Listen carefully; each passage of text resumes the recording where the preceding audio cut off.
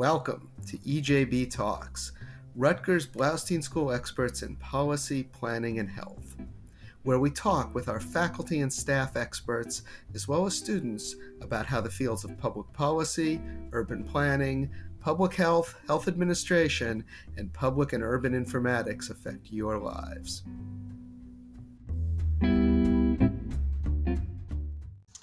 Welcome to EJB Talks. I'm Stuart Shapiro, the Dean of the Blaustein School, and the purpose of this podcast is to highlight the work my colleagues and our alumni in the fields of policy, planning, and health are doing to make the world a better place. Today we're going to speak with an alumna of our public policy program, Kati Angarone, who currently serves as the Chief Strategy Officer for the New Jersey Department of Environmental Protection.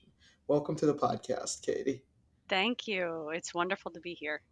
So we tend to start these with origin stories. So let's go back to your decision to pursue a degree in public policy. What made you decide to get your Master's of Public Affairs in Politics? Sure, absolutely. So I was working at the New Jersey Department of Environmental Protection at the time after graduating from Rutgers Cook College, actually with a BS in Natural Resource Management, and I was feeling ready after a couple of years to get my graduate degree.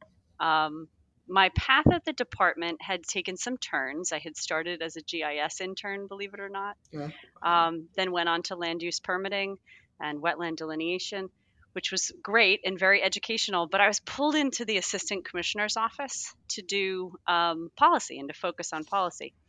And I was so excited by that. The idea that this young graduate could be to form statewide policy was really exciting.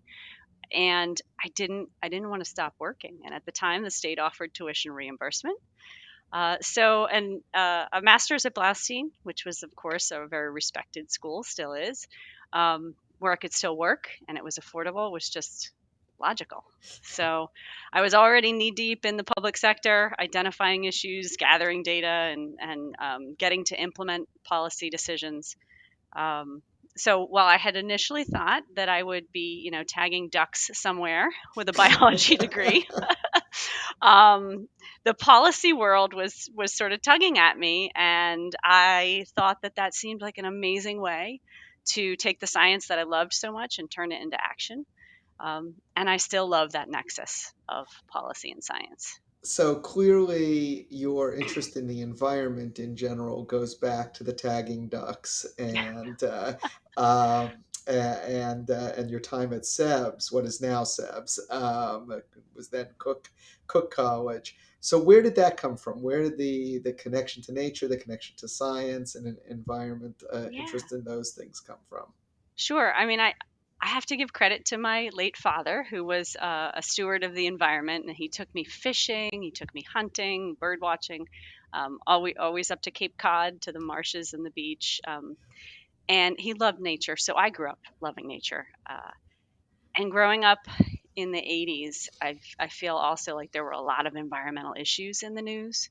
I can kind of recall collecting change for famine victims in Africa, which is, of course, makes a huge impression when you're little. You're thinking about children starving.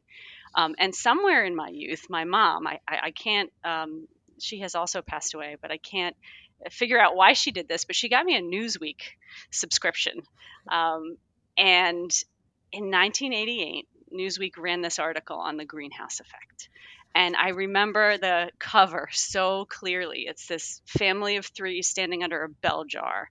And I think the tagline was something like "Hotter Summers Ahead."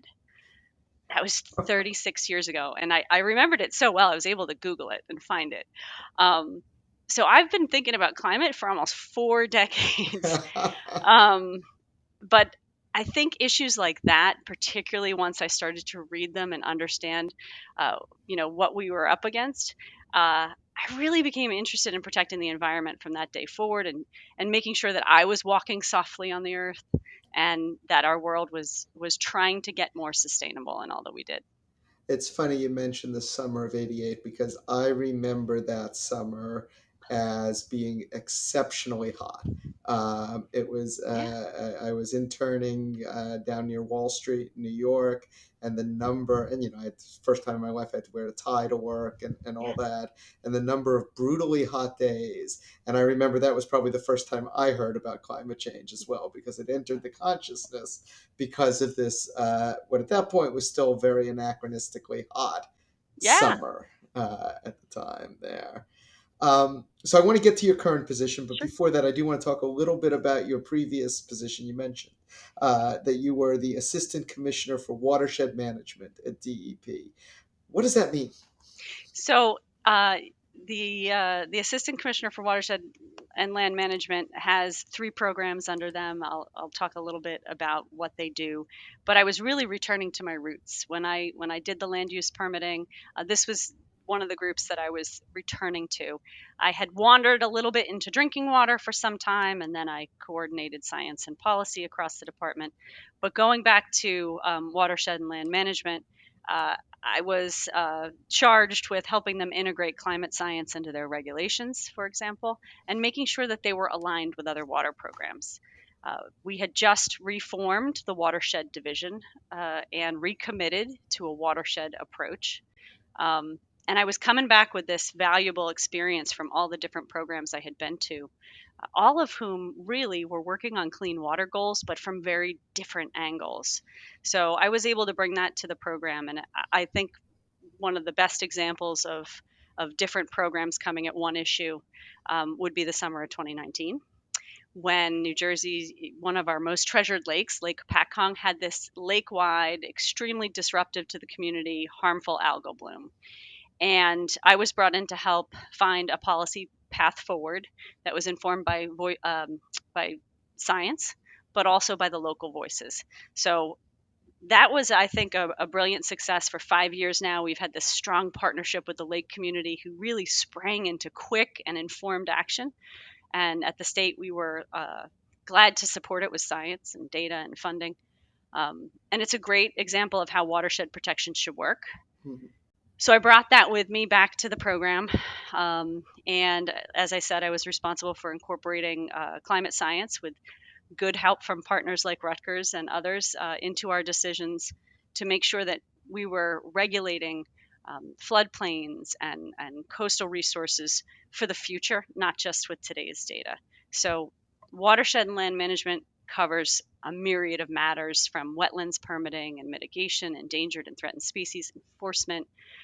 They look at dredging, public access to our coastal waterways, tidelands, and stormwater permitting, as well as resilience engineering and construction, like the big Army Corps projects, flood hazard permitting, of course, grant making for watershed restoration, dam safety, and even beach nourishment. So, 300 or so people who show up every Wow. day to make New Jersey safer. It was an honor to work with them and to lead them. I really couldn't ask for a cooler job, and loved my time with them, really crafting some very forward thinking policy for the nation. Well, I can already tell you're very good at communicating complex issues. So your current job involves that, and the interplay between communicating about science and environmental protection. And I was wondering if you could talk a little bit, particularly in this moment, why that's so critical and so hard. Yeah. It is a challenge. And actually, I'm going to call upon a lesson from a Blaustein class. I think it was state and local government with Dr. Coleman, Hmm. where he noted that with any policy problem, the first thing you got to do is figure out what's the right level of government to address this. And we all know that New Jersey is a home rule state. Naturally, the state government protects special areas like waterfronts and floodplains and highlands and wetlands and coastal areas, but many of the decisions that impact our quality of life, our clean water, whether or not our community floods, are often happening at the local levels. And the deciders there, in my opinion, at times don't even know what they don't know. Um, I am also a local elected official, so I get to hang out a lot with various committees, and I'm not sure that every shade tree committee in the state um, knows that they could be holding back floodwaters with the work that they're doing. They're all focused on planting trees, and that's exactly as they should be, but they could also be thinking about floodwaters and preventing harmful algal blooms and providing habitat and reducing stormwater runoff. Um, and the Open Space Committee could be ensuring that flood storage remains or is restored as our climate changes. And the school district could be educating future environmental stewards next to a detention basin that the local green team partnered to enhance the water quality in. So I think people are not turning away from those ideas. They just don't know where to start, and they don't have the information. New Jersey is so data rich. Right? I work a lot with other states. We've got more information and data, especially geospatial data, in New Jersey than I think anyone else. But it's not always accessible. And you really can't act to make change. And you can't harness that local volunteerism, the people sitting on the Environmental Commission, unless they have information that's accessible. So, accessibility is a challenge, volume of information is a challenge, um, because we can only process so much. Um, how do you overcome these kind of things? Yeah, I mean, I think you have to build whatever you're building, whether it's a tool, a map, or a policy. You've got to build it with the stakeholders in the room. Um, Policymakers and scientists sort of have their own language, I think, and they speak it so often and so much that they don't realize that it's unrecognizable to the public. So they're steeped in the details, and we really need to make sure that we're sitting down with the public and saying, okay, what do you need? What resonates with you? How do I make this accessible for you? Rather than trying to figure that out without them at the table. And then I think you talked about the volume of information. That is so important. Um, we kind of have to do the heavy lifting for people. The rest of the world's just trying to figure out how to get their kid to soccer practice or Mhm. buy milk on the way home. They aren't talking about coastal resilience or water quality policy at home like happens at my house. Um, because I'm married to a Blaustein grad. Um, so they don't have gobs of time to dedicate to sort of getting smarter on something. So I'm going to paraphrase something from Katie Porter's book, but basically she said it's government's job. It's literally their job to do the homework and to digest it and then present that information back to the public in a way that is transparent and accessible, and then offer a discussion. Meet people where they are. That's good government. Can you talk a little bit about social media in this context, both as a potential aid in overcoming the accessibility challenge in particular, but also as a potential detriment, both in making the volume problem worse and, and exposing people to disinformation as well as information? Yeah, I recently delivered a talk where I talked about one of our key challenges is disinformation and how to um, how to sort of combat that. Uh, we can't stop different disinformation, but we can be a trusted source. And to me, if we are honest and transparent and give people information that is thoughtful and don't overwhelm them, using social media, I think we retain our credibility. And in government, that's everything. Um, you have to deliver your messages clearly. That's another lesson. Possibly the most valuable one I learned from Blaustein was Bob Summers' class on how to communicate in 2 pages or less and be clear, concise, and compelling, to quote a communications friend of mine. But I think if you can retain your credibility, deliver hard messages, uh, don't hide balls, don't do that, um, then that's the best inoculation against disinformation. And it means that when you speak with authority and send something out over social media, it will get paid attention to because you're not saturating people and you're not sending out bad information. How has your experience as a local elected official informed your job at DEP, particularly in terms of the way the public gets and responds to information? I think I was suffering from, before I was an elected official, I was suffering from what I spoke about earlier, which was assuming that this was the center of people's universe. The environment must be the center of everyone's universe because it's the center of mine. I live, eat, sleep, and breathe it. My poor children cannot get away from environmental issues.